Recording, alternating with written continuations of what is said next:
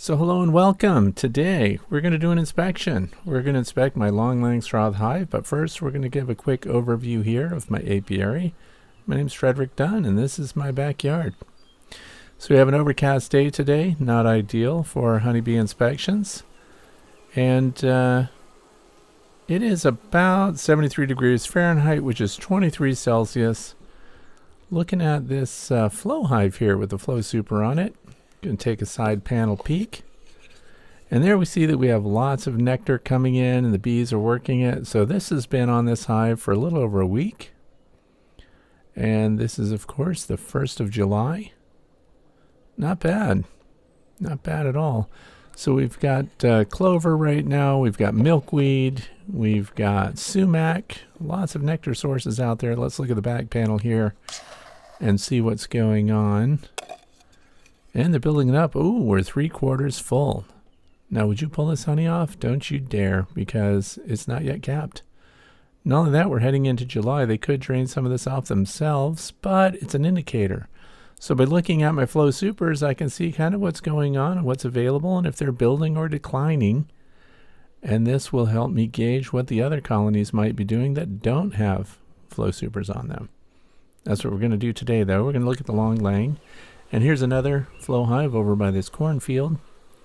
And you can see it's got double deeps on it. This is an 8-frame Langstroth box with the 6-frame flow super on it.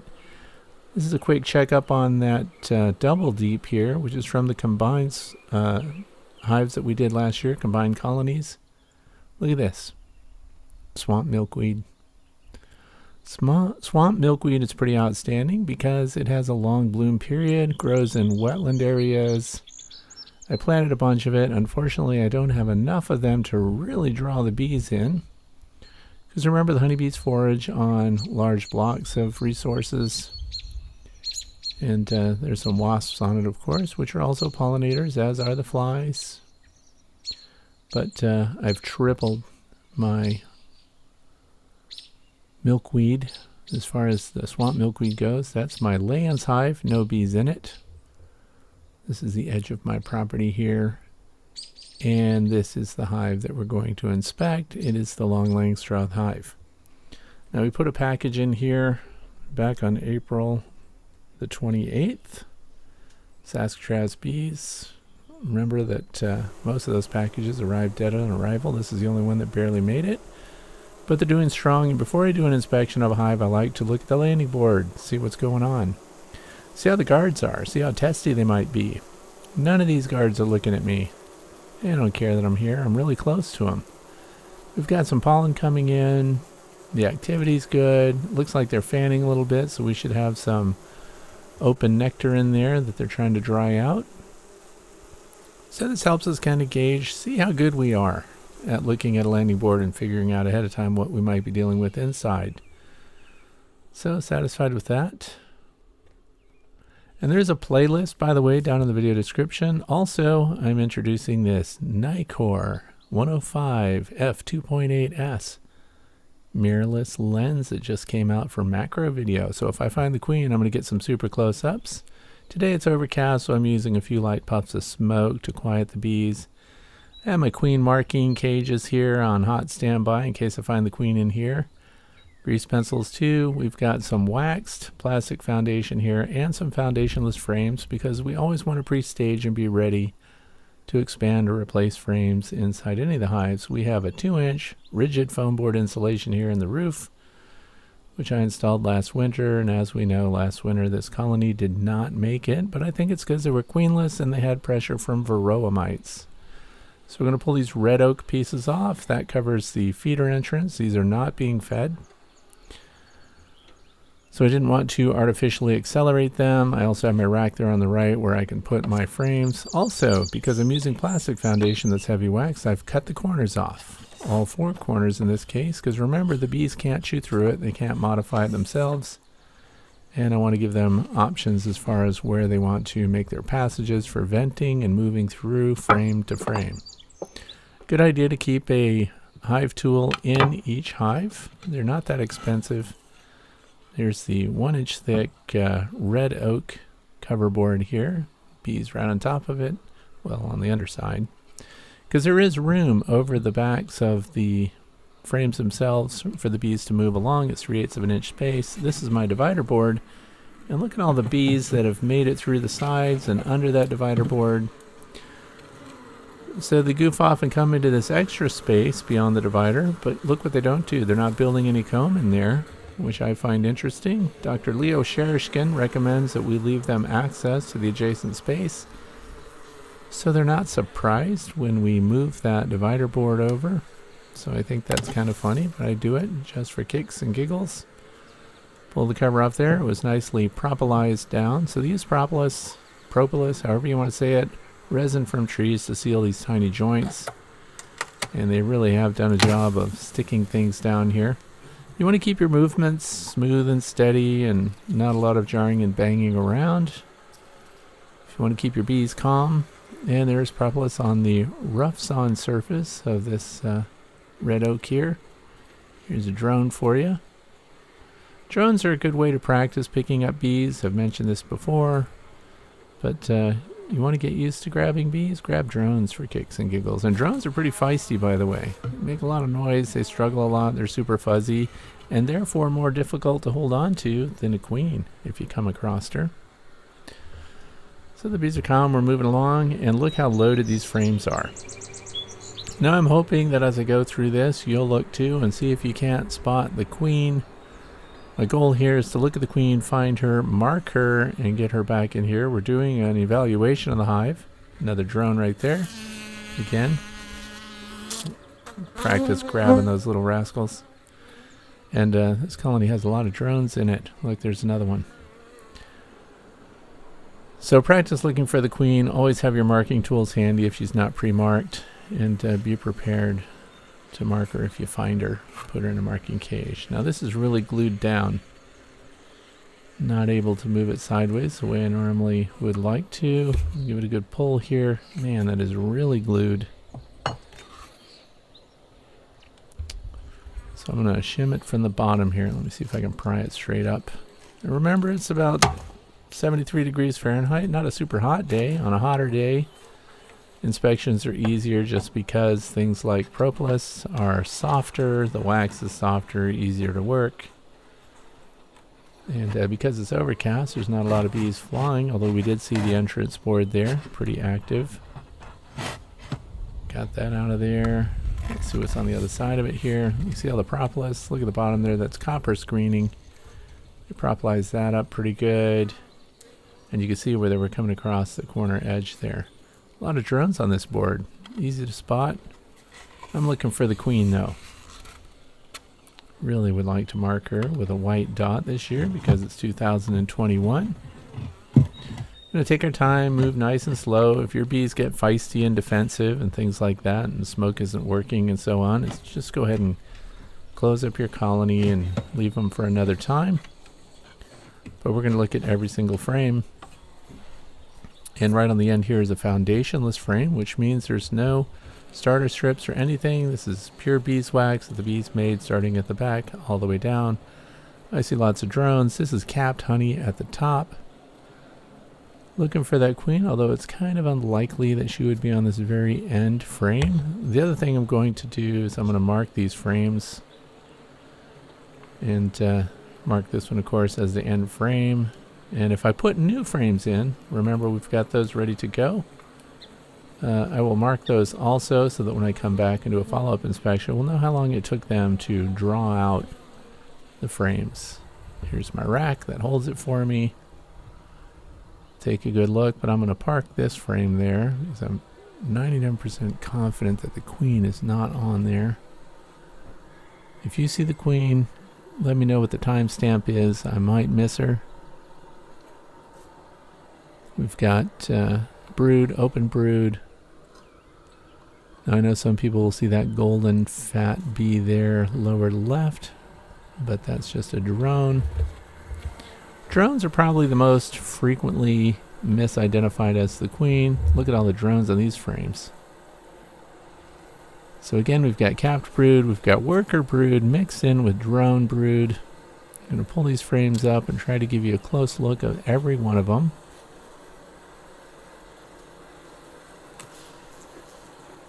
Listen to your bees too. If they're nice and calm like this, you're good to go. You can take your time. It's a nice low hum here. Very passive. Again, these are Saskatraz bees.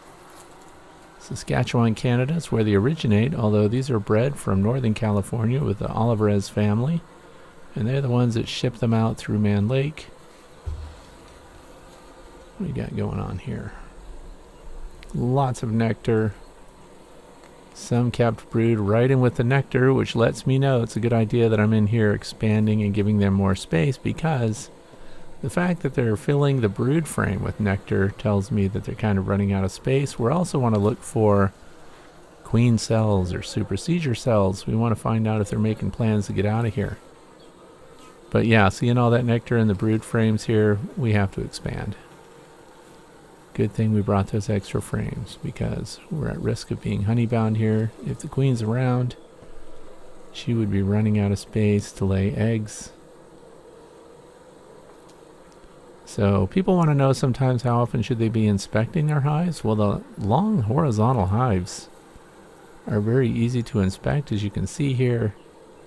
So I would say every 14 to 20 days wouldn't hurt if you want to take a look and keep records of what you're seeing. How many frames of brood, what the population looks like. These are all deep frames, Langstroth style frames.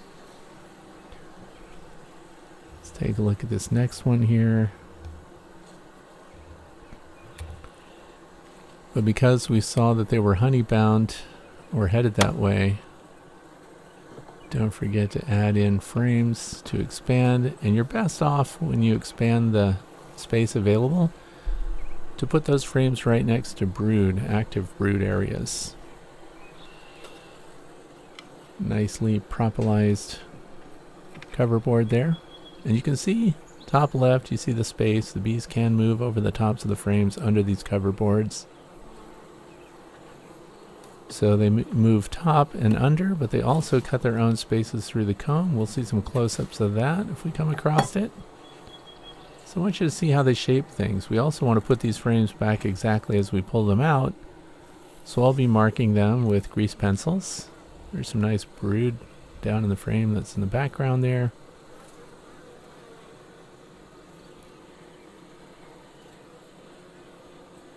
Looking for that queen.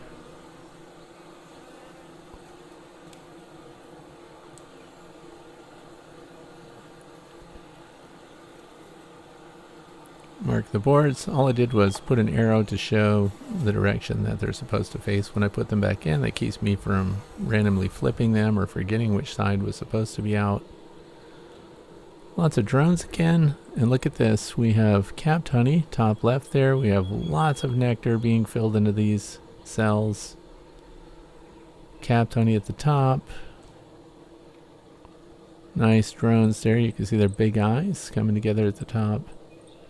I don't see eggs in here.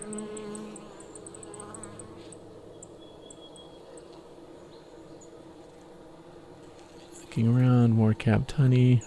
I don't think there's a lot of brood on that frame. And this is the back side of it, of course. I'm really interested in that frame of brood that's down there. And lots of drones. How many drones would you expect to see in a healthy colony like this? Up to 20% actually, so 2 frames out of 10. 4 frames out of 20 on average. It shows that the colony's healthy.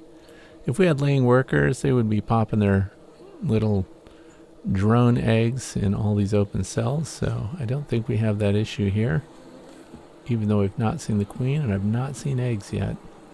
But you see that the next frame over has brood on it, so if we're trying to give them room for expansion, remember they're backfilling with a bunch of nectar. This would actually be a good place to put a frame in. So let's get one of those out, get that in there, and that way we're providing relief right next to that brood frame. And we'll be able to come back in about 10 days, so look for a follow-up inspection. I marked this July 1st. Come back in about 10 days, 10 to 12 days, and we'll see if they're drawing out those foundation pieces and if they're not laying eggs. Sometimes people ask if they'll lay eggs in a partially constructed cell. So as they begin to draw it out, would the queen be putting her eggs in there before the cell was completed? Absolutely they do. And the bees start feeding those eggs after they hatch on about the 3rd day. And then they continue to draw out the cells as they feed them and as the larvae develop. Now look, this is all capped brood here. Got a mixed mash. I see some open brood here. Great sign. There's some really young brood if you look into these cells. But look what's right next to them, nectar. So again, we're in here just in time. Look at all the brood. I like it, but I think our queen is out of space to lay. So this inspection could have happened probably a week ago. We would have been able to expand, give them more room. Don't see that queen. Still looking though, not giving up on her. And this is, some of this brood is near capping stages. Lots of drones again. Listen to how quiet they are. So once again, they're tolerating me. Look at all this brood, lots of capped brood. So, and look at this too, the open cells that are in the field here also have larvae in them. So I'm looking for that queen. She must be frustrated, looking for places to lay. Nice patterns though. And wherever spaces have opened up, she's put her eggs in them. So we've got nectar again, clustered right in here. We've got some drone cells, really fat, large cells. Lower left there, see the difference? Lower right, we've got some worker cells and then drone cells out to the edges. We've got some larvae again, all ages in here. So she is laying in those open cells. So she's been around. You see an egg, that queen has been around within the last 3 days. We're also again looking for queen cells. But look at the open cells here in the field of the capped brood. Those are already developing with larvae. So these are nurse bees too. If you were going to count varroa mites, that frame right there would be the bees you'd want to get to do your varroa mite count. You've had very low varroa mite results this year, so I'm cautiously optimistic about that. Last year this colony died out in winter, but I think it was because I lost the queen and they had a mite load. So see the nectar dripping out? That's either nectar or water, because keep in mind on these really hot days, it did just rain this morning, but on really hot days bees will sometimes store water in the cells and it can pour out when you tilt it. And or it's fresh nectar. Lower right there kind of looks like there could be a queen cell, but I really don't think it qualifies.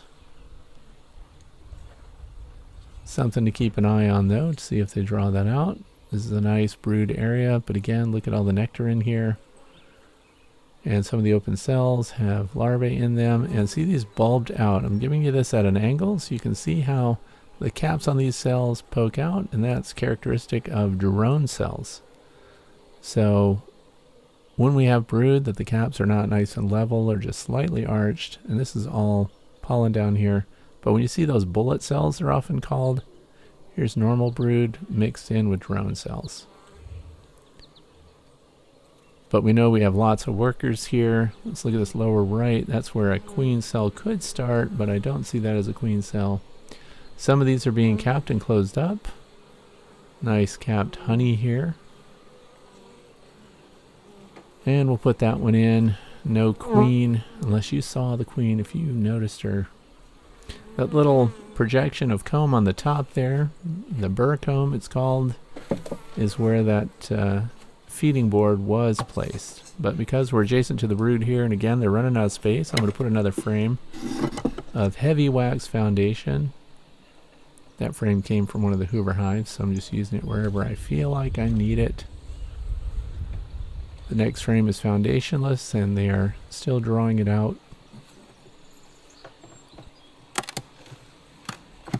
You can hear how sticky the propolis is on this.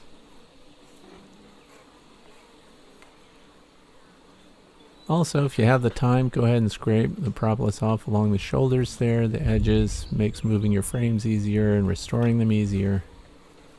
Again, better on hot days. Now this is foundationless, so you got to be careful how much tilting you do. It's a hot day, and watch how the bottom swings out a little. Look at the little bees holding on to each other. Those are festooning bees. When they're festooning, they're holding hands so that they can gauge how to build their comb and what the space is. So that's some pretty soft, delicate comb. We're going to get that right back in line there. There's a lot of honey on this one.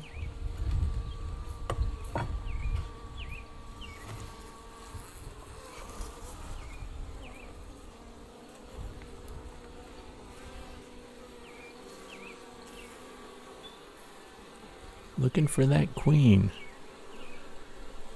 Very frustrating sometimes. I am wearing reading glasses so I can hopefully get a better look at them.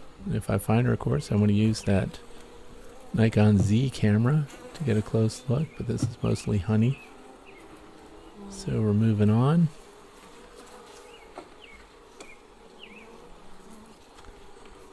And keeping a nice space between your frames as you inspect, like this, gives us a big advantage, because hopefully the queen would be moving frame to frame away from us if she's one of the shy ones.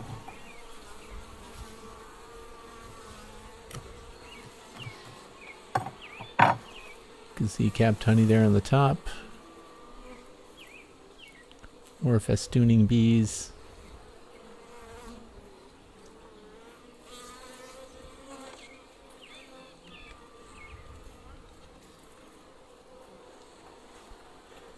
Hold this up so you can get a closer look. And see what we have. So we've got some brood. This frame is not finished being drawn out. There's plenty of pollen being stored there.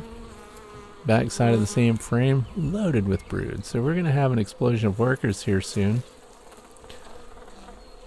So again, because this is a heavy brood frame, and notice that they've got some nectar in some of these cells, capped honey right on top. This is another one that we want to provide them with extra space. And this is worker brood. And I've slowed it down. Listen to the sounds here. They're a little lower. So this is 50% normal speed, so that we can do a really good scan of the surface of this frame. Because it's a brood frame, I'm searching for the queen.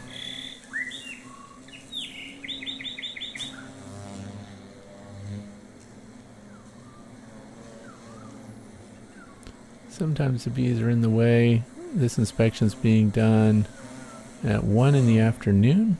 So we've got some pretty decent overhead light, even though it's overcast. And of course, most of the foragers are out and about, even on a clouded day. Some people ask if they can navigate on cloudy days because they can't see the sun, but they actually don't forget that bees also navigate by landmarks. And they may not go as far as they otherwise would, but on cloudy, rainy days, they still leave and come back. Now, they navigate by the sun when they go great distances, and they do the famous waggle dance.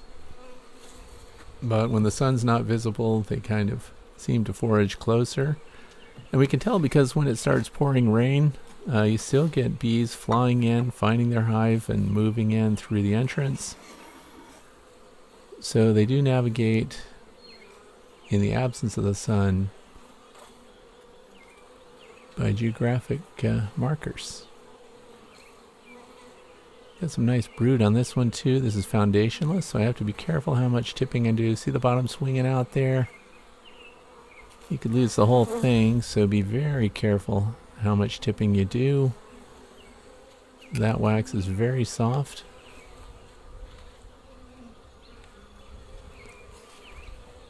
But when I come back in about 10 days or less, I'm going to, of course, expand even more. But I want to see them drawing out that comb next to the frames there of brood. Lots of capped brood here, worker brood. Lots of drones, that doesn't bother me too much. Look at all that brand new comb.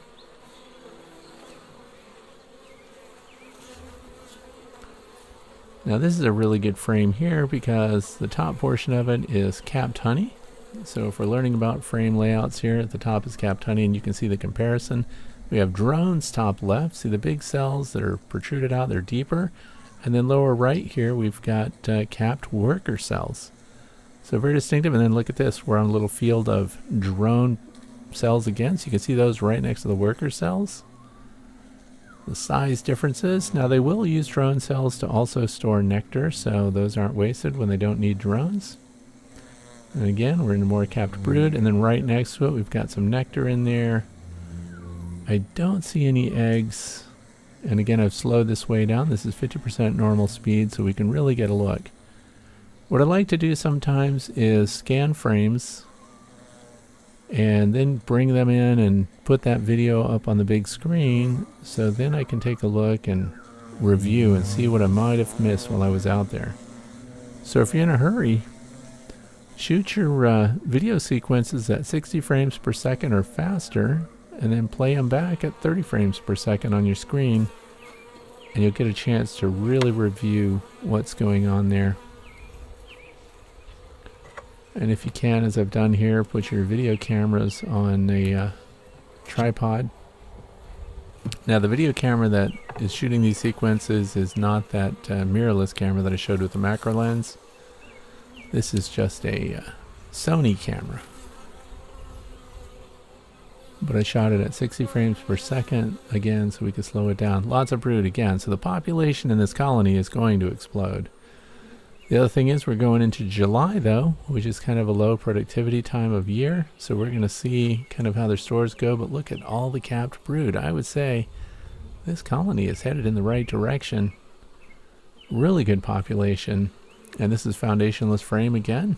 So they used a lot of resources to build the comb. Look at all the capped worker brood. Yeah, we got the drones milling around. And we've got top left there, they're filling those nectar cells. Look at the cells here just to the right, those are full of nectar too. Right on the brood frame, so again, they're out of space. Bad bee management here. But we're not too late. How do we know we're not too late? Because they're not building swarm cells yet. If they were building swarm cells, we could be in a little pickle here, but they're not. It looks like they've decided to stay. And we're expanding this just in time. Look at all the nectar there. And then to the right again, drone cells. Nice and large, bulbous, foundationless frames, so we get to see exactly how the bees shape the comb when they're left to themselves here, other than providing the wooden frame, of course. Drones there around the nurse bees. Nurse bees are pushovers. They feed them really easy, although I do see some colonies now kicking out the drones. So when you hit a summer dearth, they're going to ditch them because they're expensive. Look at that lower left there. That is a queen cup. So queen cups are normal. No need to smash it. It's completely empty. You see a worker on it there. If they decided that they needed to build swarm cells and lay eggs to replace the queen, they would start with those cups that are already designed in. So that's just infrastructure waiting to be used. Coming up on that last frame, I'm losing all hope of actually spotting the queen.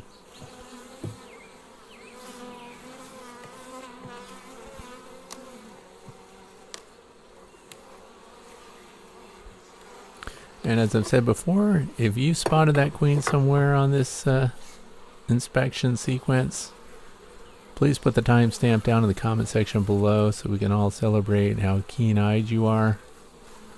And then I'll have to get back in there. The queen could even be on that wall down there, the interior wall, which by the way is the east-facing wall. And we're accessing this from the north side opposite the entrance.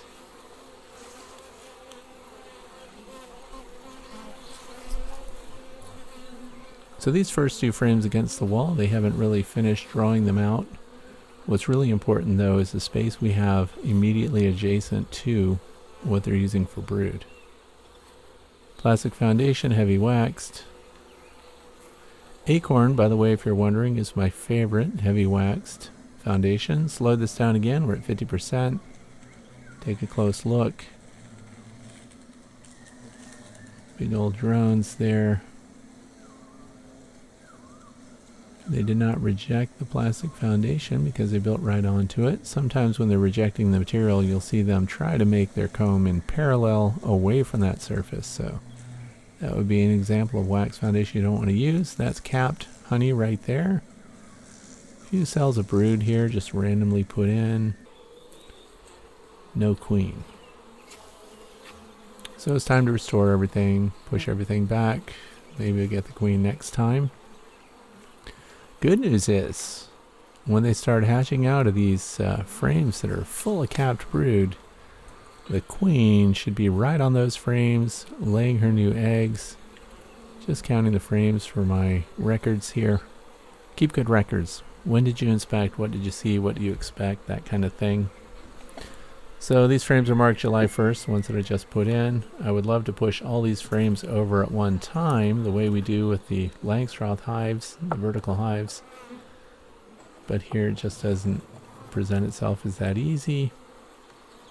Plus it's a chance for me to refresh my mind here on exactly what's on each frame. Drop in another one for good measure there. And then mark it with the date and then put an arrow so that it will stay oriented the way I've placed it. 7-1. Again, acorn heavy wax, my favorites, based on the bees demonstrating that it's their favorite. We've done tests in the past where we put Mann Lake, acorn, Purco, all the different plastic foundations and their heavy wax versions to see which ones the bees drew out first, and they worked the acorns first. Plus, compared to Purco, acorn foundation is more rigid, so holds up better. You can wax it yourself too. By the way, if you're scraping away burr comb and things like that, save it in a tub, because you can actually get pounds of beeswax just from the scrapings you do when you're doing inspections like this. This is considered a hive evaluation. So the difference in terminology inspection is you're going in with a specific purpose, you want to find something out, you get out of there. A hive evaluation, we look at each and every frame. Look at them, they're already on the surface of that frame we just put in there. That's a good sign. We're given a space for them to be, and I expect to come back in 10 days. We're going to forecast it, that we're going to see those frames drawn out with fresh comb. We're going to see what's going on there. What protective gear am I wearing today? Just a veil. So we've got all this in there.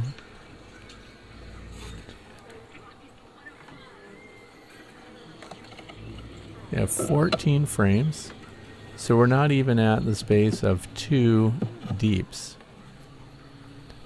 Look at all the bees on the end frame there. Very interesting. I highly suspect I blew it, and the queen is really on one of these first 2 frames that I looked at, which is foundationless. When I come back for the next inspection, we'll add a couple of frames extra right here on the end. One of the complaints I have about my own design here for this Long Langstroth hive is I need to cut these cover boards a little shorter on the ends, because through the field, through the length here, it did tighten up on me a little bit and make it hard to move the wooden ware around. The other thing is I probably didn't have to make my follower board, divider board as tight in tolerances as I did here. So live and learn. Just don't want things to be that snug. The bees really can't come out there. Now this hole facilitates feeding if I ever needed to. But as I said before, for these bees right now, we did not feed them. We're just letting them get what they need from the environment. Part of the experiment this year. We're just going to see what they're doing. And I would say they're doing pretty darn good. See how tight that one is? I can't even use it. So I should shave down the ends a little bit more. Take them to the miter saw. And I don't like to put the little handles on them. I know some people do that. I don't think that's necessary. And then this thing is just too tight, my follower board. So even the propolis got in the way. Look at that. Look how awkward that is. Because I need it to settle right down into that bottom shoulder there. So I have 2 rabbits there, rabbit joints. Got to scrape out the propolis too. So it's actually pretty easy to scrape the propolis. So do that maintenance. It would have been wise if I had done that while the frames were out of the way.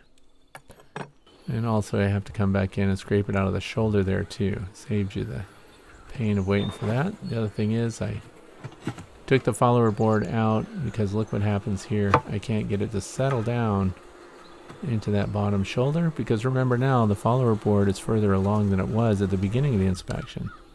So now I've shaved the ends, did a little sanding there, and now it should go in a little easier. And remember that the bees have demonstrated they can get past it. I also have that screen at the bottom, which keeps me from smushing bees and provides a little bottom venting. Let me just get that up snug to the last frame there.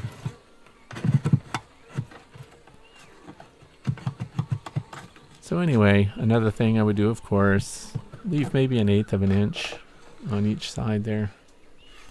1/16 to 1/8. Just for ease of removal and installation. And you want that right up against that last frame, otherwise they'll build burr comb there, and you'll have another foundationless frame of comb hanging down off of the inner covers here. So we want to keep that snug. It's pretty good. I like it. This is the easiest beekeeping there is, I think. Horizontal hives, you just stand there, everything is waist height. You decide the height of it when you're building it out.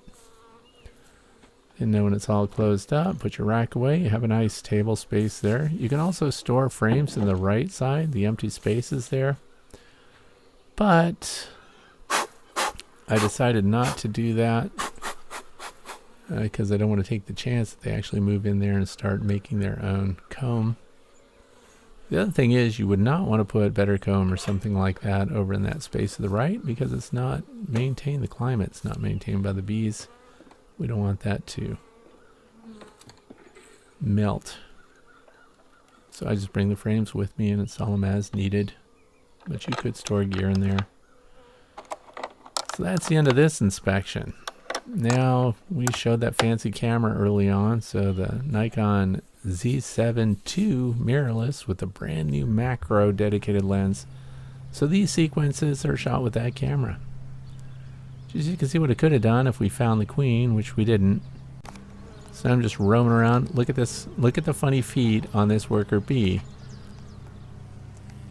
That is from the milkweed. They detach their little pollen packs and bees get it stuck on their feet, and they have like little golden flipper feet.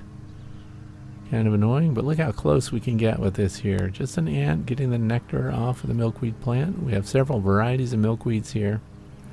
Again, my favorite is swamp milkweed, but I'm just in the infant stages of getting that going. I'd like to have a 1/4 acre of nothing but swamp milkweed. Look at the little feet here. See the golden flippers? That is pollen from the milkweed plant. So when you see bees landing on the landing boards of your hives and they've got these little flippers on them and they look like they've got some kind of disease on their feet, nah, they've just been visiting these milkweed plants. Look how clear that is. I'm pretty impressed. It's my first time using that lens. It just came out. It'll be available in stores soon if it isn't already, but they're just brand new. Mirrorless cameras are fun. They're lightweight, high resolution. See how the feet get trapped there? And here we have a native pollinator on a black-eyed Susan. Pollen all over its hind legs. This is a very tiny bee. Impressed by the clarity of this image here. So I'm going to be using this camera for a lot of close-ups. Ooh, the dreaded Japanese beetle. First one I've seen this year. They're devastating.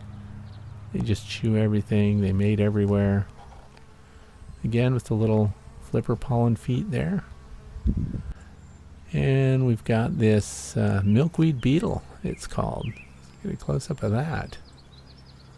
So now I'm shooting this with a focal distance of about 3 inches from the shade on the lens.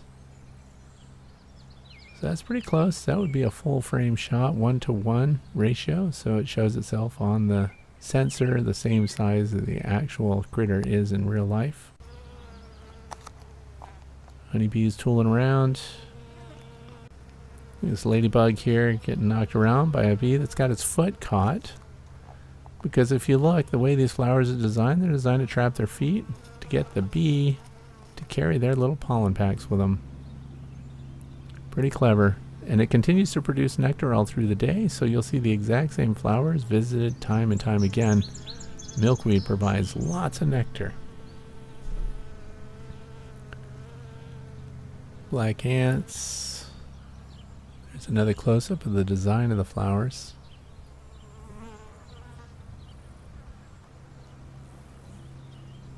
So for you shutterbugs out there, this is really good lens, by the way. And now, of course, we've got public displays of affection between a couple of flies here that also go after the nectar. These are just wildflowers. And now this is, again, with that mirrorless camera looking at the frames. Had we found the queen, I like to use that camera to take very close-up pictures of her, get the marking that we do, and then show her details, and then those photos get stored with my inspection report on that colony of bees. But I would say this is pretty good quality when it comes to video or cinema work, whatever you have to do. Advanced amateur or professional photographer would really enjoy this camera, I think. And as I said, the lens I'm using here just came out. I get them priority before the stores are stocked up, but only usually by a week or two.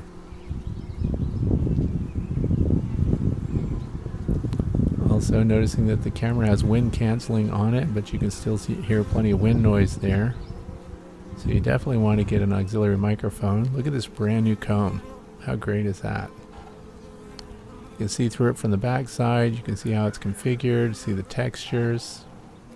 Trying to get in close here to see how we can zoom up on it.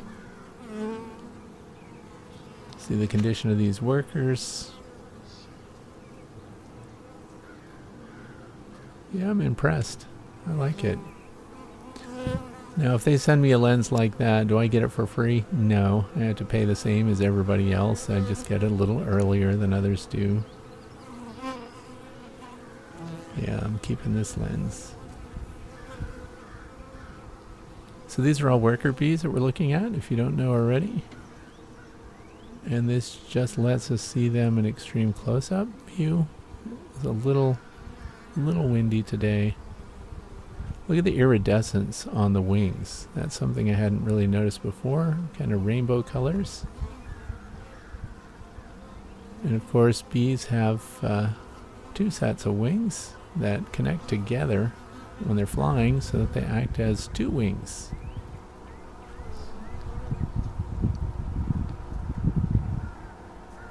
Fuzzy bodies.